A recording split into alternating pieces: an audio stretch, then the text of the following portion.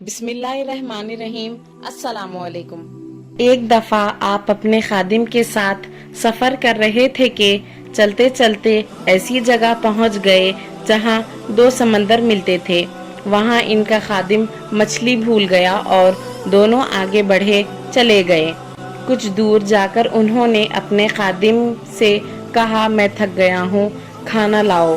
اس نے کہا، جب چٹان پر ہم سفر کر رہے تھے تو اس مچھلی نے دریا کا راستہ لیا تھا۔ اصل میں حضرت موسیٰ علیہ السلام کو اسی جگہ کی تلاش تھی، اسی لیے پھر اسی جگہ پر واپس چلے آئے۔ وہاں انہوں نے اللہ کے ایک نیک بندے کو دیکھا اور کہا کہ اللہ نے آپ کو جو کچھ علم دیا ہے وہ مجھے بھی سکھا دیجئے، مگر انہوں نے جواب دیا کہ تم صبر نہ کر سکو گے۔ آخر جب انہوں نے زیادہ اصرار کیا تو کہا کہ تم میرے ساتھ رہنا چاہتے ہو تو شرط یہ ہے کہ جب تک میں خود تم سے نہ کہوں مجھ سے کوئی بات نہ کرنا اور نہ ہی پوچھنا۔ حضرت موسیٰ علیہ السلام نے شرط منظور کر لی اور دونوں سفر پر روانہ ہو گئے۔ دونوں ایک کشتی پر سوار ہو گئے تو اس اللہ کے بندے نے کشتی توڑ ڈالا۔ حضرت موسیٰ علیہ السلام اس پر ناراض ہوئے اور کہا، تم نے خواہ مخواہ کشتی توڑ دی، اس میں سوار لوگ ڈوب جائیں گے۔ انہوں نے شرط یاد دلائی تو آپ نے کہا، میں بھول گیا، اب ایسا نہیں ہوگا۔ آگے بڑھے تو خشکی پر ایک لڑکا ملا جسے انہوں نے قتل کر ڈالا۔ اس پر موسیٰ علیہ السلام بگڑ گئے اور کہا، بغیر کسی قصور کے اسے مار ڈالا، آپ نے بہت برا کیا۔ اس پر انہوں نے کہا کہ میں نے کہا تھا کہ آپ میرے ساتھ نہ چل سکیں گے۔ پھر دونوں میں قول و قرار ہوا۔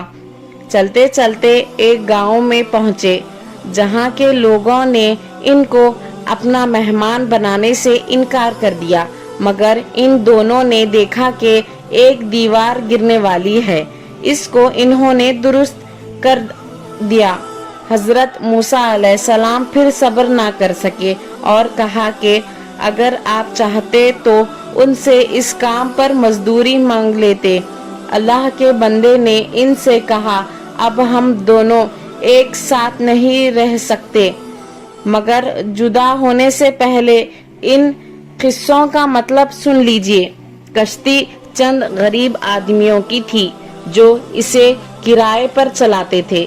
دریا کے اس طرف بادشاہ زبردستی کشتیاں چھین لیا کرتا تھا۔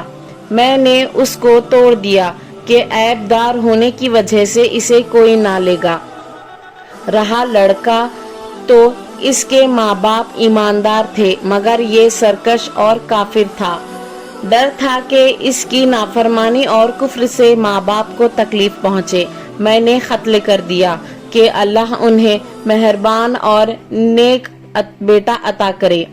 دیوار شہر کے 2 یتیم بچوں کی تھی جس کے نیچے ان کی دولت دفن تھی۔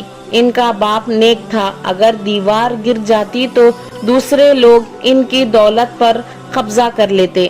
اللہ تعالیٰ کی مرضی یہ تھی کہ دونوں جوان ہو کر اپنا خزانہ نکال سکیں۔ یہ جو کچھ ہوا تمہارے رب کی رحمت کا نتیجہ ہے، میں نے اپنی طرف سے کچھ نہیں کیا۔ یہی وہ باتیں تھیں جن پر صبر نہ کر سکے۔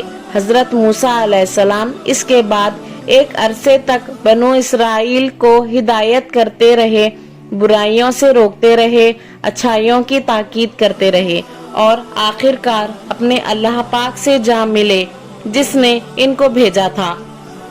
حضرت خضر علیہ السلام کے قصے سے ہم کو یہ سبق ملتا ہے کہ اللہ تعالیٰ اپنے نیک بندوں کی حفاظت ان کی زندگی میں کرتا ہے اور ان کے مرنے کے بعد ان کی اولاد کی حفاظت کرتے رہتا ہے۔